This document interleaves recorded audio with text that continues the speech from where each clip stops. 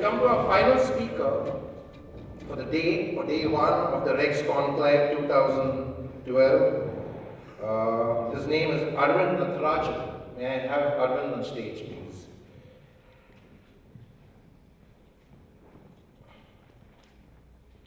And Arvindh is a budding educationist, a budding professor, a budding school dean, a budding school director, because he's got a vision which is about education for all. So we have the young Arvindh who's going to speak on education for all.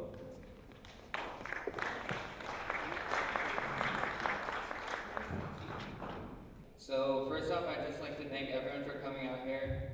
It's been really great, fun experience, and hats off to Professor for singing. It was really great. Okay, so starting off, I've been starting off with what Mr. Norton talked about. It was really inspiring, the stories that he gave, and by the end of my presentation, I'd like to share my story with you guys. So, I had a dream. It was a couple weeks ago, normal day, nothing really happened special. I went to sleep, and I had a dream. It was a pretty interesting dream, and in this dream, what happened was, it was a world full of happiness, and a world full of people smiling, being carefree, doing whatever they want, not caring what other people think, no matter what it is, like, they would do whatever they feel like doing. And in this dream, there were lollipops, rainbows, butterflies, everything happy you can think. And this dream, it was like, very lighthearted, and everything that you could think of that's happy, it's what happened in it. Another thing that happened was, there was a green world. And this world was full of peace. And people didn't fight with each other. People were happy. They were promoting green, like they were promoting the planet. They were doing what they can to save the planet. And another big thing that was in the dream is, I was able to walk into a school. And in this school, I was able to see a picture like this. And what this picture was, it was a picture of a school, a classroom. And in the classroom, the teacher was teaching. The students were interacting very well. They were learning happily, not fighting, not caring about what they're learning, just having fun. But soon, in a little bit, I woke up. And I realized that this was all just an illusion. When it comes to society now, reality isn't such a pretty place. And the world right now is full of natural disasters, and burning natural gases, and global warming, and very ugly things like that. And another big problem in our world is poverty. And I feel that with poverty, what we can do is we need to start educating people. And what it is that with this world, this really ugly place that we have, if we're able to find some sort of solution, if we can educate people to do what they like, and we can find a couple of people that can make a difference, then that's what we have to do. So the biggest problem right now, in my opinion, is illiteracy. And we have to educate as many students, as many people as possible. And if we're able to educate people, we'll be in a completely different world. So let's look at the problem. The biggest problem right now is that there are many students, underprivileged, all over the world. And these people are they're not being able to talk. They're not getting a proper education. And this education is depriving them of finding what their talent is. So when we look at illiteracy, we have to look at why is illiteracy bad? What is the reason that we need to educate people? And what I strongly believe is that every single person, no matter who you are, where you're from, what your financial status is, everyone has a passion inside them. Whether they find it or not, they're really good at something that they love, and they'll be able to pursue in the future. And if we educate people, we will expose the students to different things. And when we expose students to different things, they'll be able to maybe catch on to one thing or two things. And in the system right now, they're not able to find what they're passionate about. And the problem is, if we can't find people, we can't get students to find what they're passionate about, we might lose great minds in the future. For example, if there was one person, for example, let's take Albert Einstein, right? Albert Einstein impacted our society in such a great way. And if we take him, if he wasn't able to get a proper education, and he wasn't able to find his passion of math and science, there's no way that we would be in the society that we are as of now. So many great minds can be brought up to society if we educate people. So when we try to solve a problem, we have to do it from the roots up. We have to take out the whole thing. So we have to look at what the problem is caused by. So we have this big problem of illiteracy. And illiteracy, the main problem behind it is that there are many families all over the world, no matter if they're in a developing, or third world country, that have low financial statuses. And these people, what they have, they feel that education is not worth it. Education is expensive. Even if it's a public free school, there's money for textbooks, there's money for tuition, there's money for tutors, things like that. And it's not really cheap. So they feel that there's no reason why they should be spending money to send their kids to school. And in turn, what they should be doing is go and work. And this is a really big problem in our society today, child labor. And child labor is being caused by this illiteracy. And when people with a low financial status see this, they feel that why not just let our kids go work to make that extra dollar, make that extra rupee, make that extra cent, so that we can get that extra piece of food on our table tonight. But they don't realize what the big picture is, what the actual problem behind the whole thing is. So another big thing is that parents are uneducated also. So when parents are uneducated, they feel they don't encourage their kids to go educate themselves. And kids don't feel that it's necessary to go and be educated because their parents aren't, why should they? The biggest problem though, that would help solve illiteracy is the ignorance that people have, that families have, of their students' intelligence. And people need to understand, and we need to start spreading the word, that every single person has that one passion inside them. And we need to educate people to make sure that they can find that passion. And if families are able to do this and encourage their kids, then it'll go an extra mile. So many consequences are coming from illiteracy. For example, drugs, alcohol, other illegal activities. It's been proven that a majority of people that are addicted to these things are coming from uneducated or not getting a proper education. So when you look at the impact of what illiteracy is doing, obviously it's going to affect each person themselves. Like the student themselves, it's going to affect them. So it impacts them. They're not getting to learn. They're not able to get the education that they deserve. And it also affects their families, whether it's their parents or their kids. It's affecting someone, and it's affecting their families, their closest families. For example, as I said, people need to, if the parents are not educated themselves, children they don't feel this passion, or they don't feel a need to actually go and get educated by themselves. So they don't want to, and they feel that it's not needed. And when that happens, other people are affected also. For example, when this happens, it's a full global problem, because what it's doing is it's affecting people it's affecting friends. And when it affects friends, it affects the friends' friends. And then it just keeps going, this big ripple effect. And it's affecting a lot of people all over society. But even if that's there, we still have a solution. There are three main things that we can do. And the first thing that we can do is donate our time, or donate money. And what we do with money is you can either donate money to schools or organizations with the organizations that help rural schools. First, money, you'll be able to help with money no matter where you're from, because there are going to be rural schools, underprivileged students all over the world, no matter what country they're from. So you can help no matter where you're from. And then you can help, there are many organizations that also help rural schools. There are many out there, and if you're able to donate some money to them, maybe they can go help some students, or they can make the tuition fee, or maybe education fee, or textbook fee a little less than it already is. And when a lot of people give in money, it's going to affect society, it's going to affect many schools. The next thing you can do is donate your time. The first thing you can do with time is you can teach yourself. I'm not talking about teaching science or teaching math or English, not a hardcore subject. It could be arts, or it could be anything else. For example, if you're passionate about something, you're passionate about music, you're passionate about arts, you want to teach people how to dance or how to sing, you go do that. That is enough. Maybe the students that you teach are going to want to cling on to music or cling on to dance, and they can pursue that in the future. We just have to expose all these different ideas to people. Then the next thing you can do is volunteer. As a volunteer, it's less demanding. Maybe you want to volunteer once every month, once every year. Maybe hold one fundraiser for an organization. Make some money or help out at a specific school so that the specific rural schools will be getting some help from them. So this is exactly what I've been doing. I'd like to share what I'm doing. So it started off when I was 11. And when I was 11, I went to a rural school, a small village school that my grandfather came from. And in this school, I started teaching. And I started teaching, when I was 11, I started teaching 9th and 10th graders. I taught them how to write an essay, proper structure.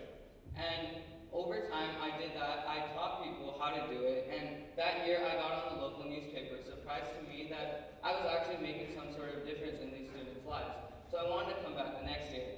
By that time, word got around, I started getting recruited. There were many schools that wanted to come get me, so I had to choose a couple schools to go to.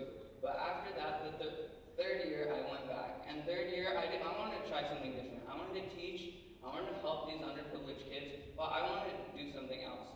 So what I did was I started teaching kids how to read English phonetically. And I chose English because English is one of the most used languages right now. It's the second most.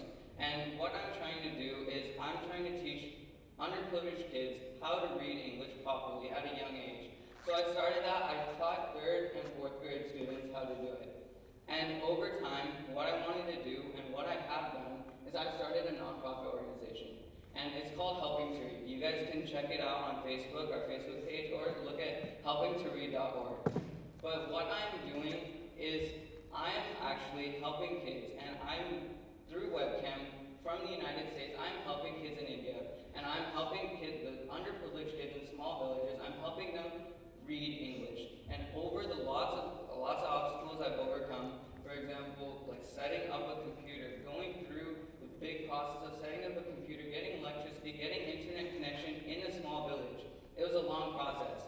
And then I had to make sure that I could actually teach these people. And what I've done is I started teaching them. I started teaching them in my native language, and I started teaching them how to read English. Over time, this thing continued, and I started getting more volunteers. And right now, I'm helping a couple schools. And these couple schools, I'm trying to expand my efforts as much as possible in the future. And I'm trying to make sure that I'll be able to go to more countries, for example, China, Mexico. Right now, I'm learning Spanish. I want to make sure, and I know that Mexico is a third world country, and I want to go out and help these Mexican kids in small villages and make sure that they're educated also. So it comes to the point that I was 11 years old when this all started, right? So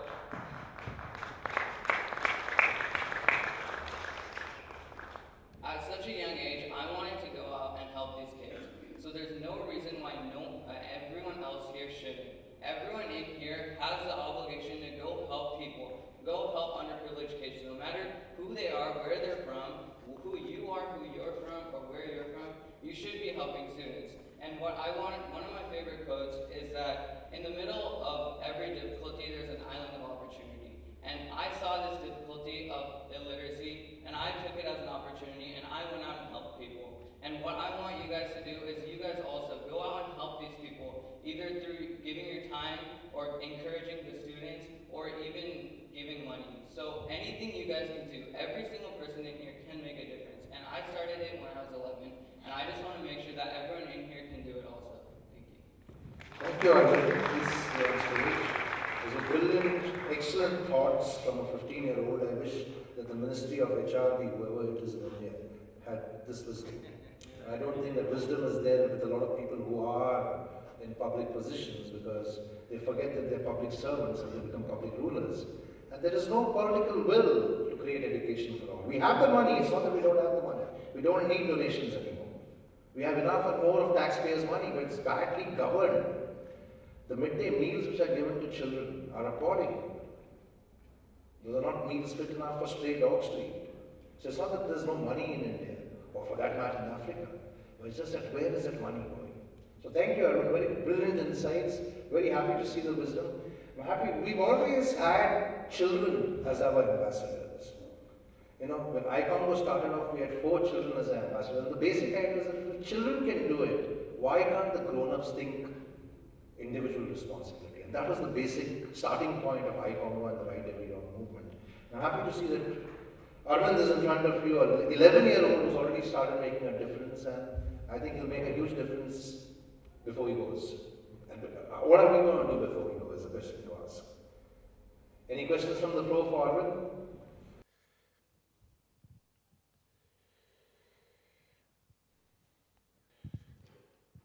It's a very fascinating story, and it's all the more fascinating because you're coming from California, and what is probably the world's wealthiest country.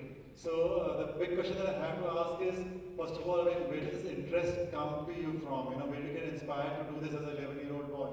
And was it your parents, or was it somebody in school, or was it your trip to India? So what really got you going? And the second question I want to know is that after the work you put in, are you getting support from other organizations and other people? So how's the momentum building up?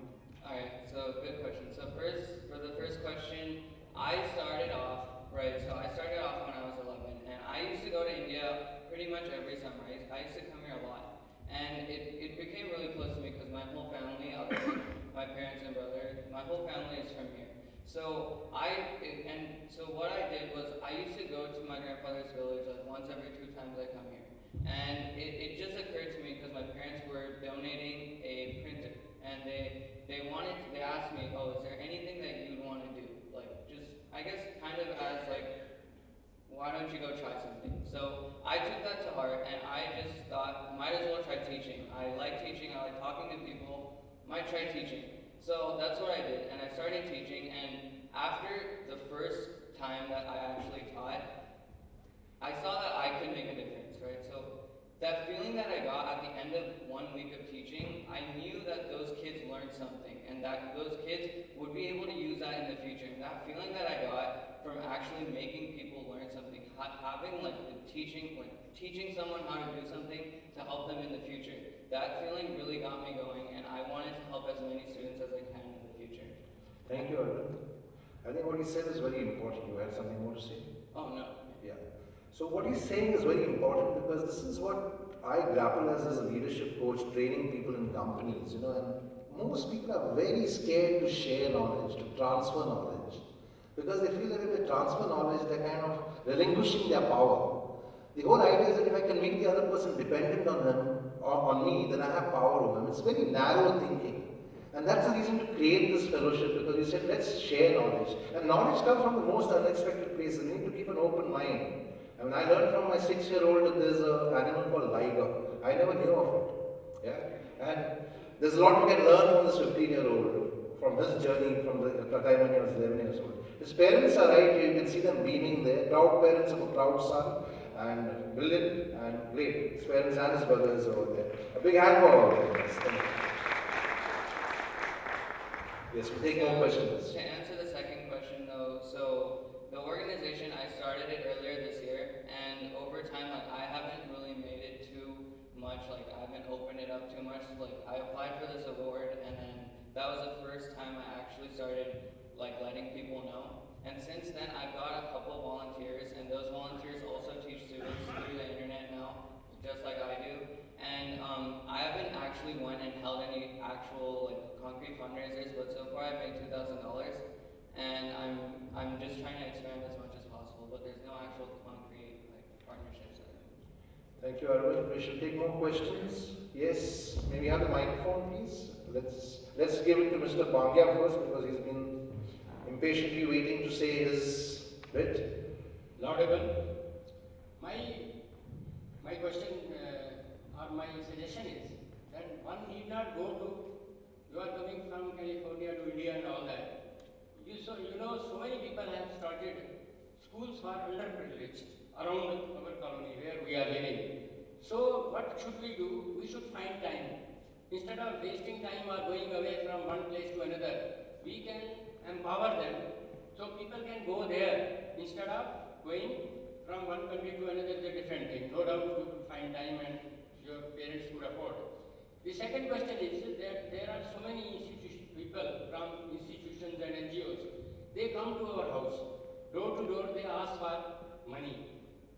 I am suggesting to everybody, don't give money to them. You give money to the actual place where these institutions are situated. Because these people are misusing money. This is what I wanted to share. Thank you, Mr. Bangya.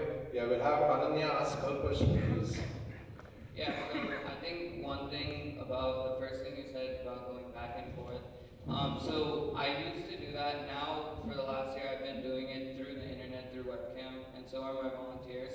But correct, like exactly what you said, if I can get support from actual people that are in the countries, that are next to the villages and the schools that I'm helping, it'd be much more helpful.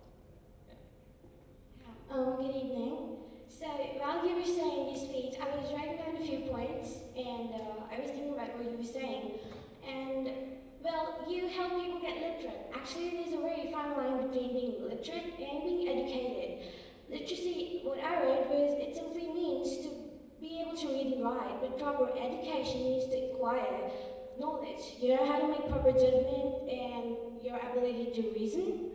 When one is instructed to only view things in a certain manner, regardless of truth and facts, that is programming, not education. What you're doing is amazing, actually really brilliant. When I was like in first grade, my mother, she used to encourage me to help, maid servants, the little kids who used to go out and play, waste their time, not study at all. I used to go out and, teach them the alphabet. Pretty simple, but yeah, it used to help. So if you teach people how to read and write, who would, actually educate them, the proper values, morals, and manners, well, I don't know, who will do that, and yeah, like right now we see us, we're getting proper education, we are.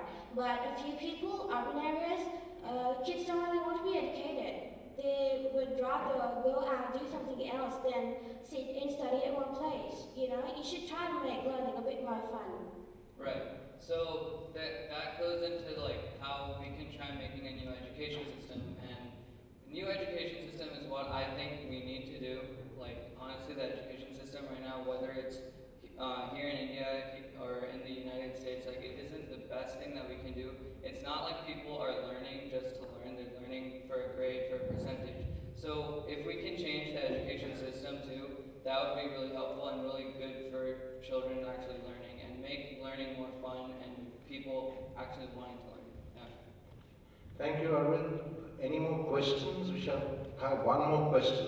If there's anybody who wants to pose a question. Okay. Yes. Mr. Sagar.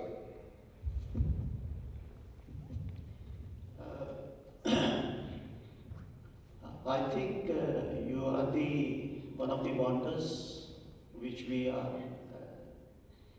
having, experience, and I'm just thrilled to see your, achievements and your mental. We call it as an advanced soul, which is, telling us something with such a huge and a great confidence. So my question to you is that, do you have any format for different category of children or people who are uneducated, or you are giving them in one format? Simple question. So what I'm doing right now I'm only helping a couple schools, and the schools that I am helping are underprivileged rural schools. They're pretty similar to each other. So I've developed my own syllabus for my volunteers to use. So there's not actually like set in stone, oh, do this on this day, do this on that day. But I make sure that all of them go through a training so that they know and they go at the same pace as the students are going, to make sure that the students are understanding what we're teaching and that they're like getting it ingrained into their head. So I'm just trying to make sure to not leave any children back, to make sure that all of them are learning as much as they should be learning. So I'm not necessarily teaching everyone in the same format. I'm maybe the same content, same things, but at different speeds and different methods, just to make sure it's easier for some students to understand. Thank you. Thank you, Arvind. Pleasure having you with us. A big hand for Arvind.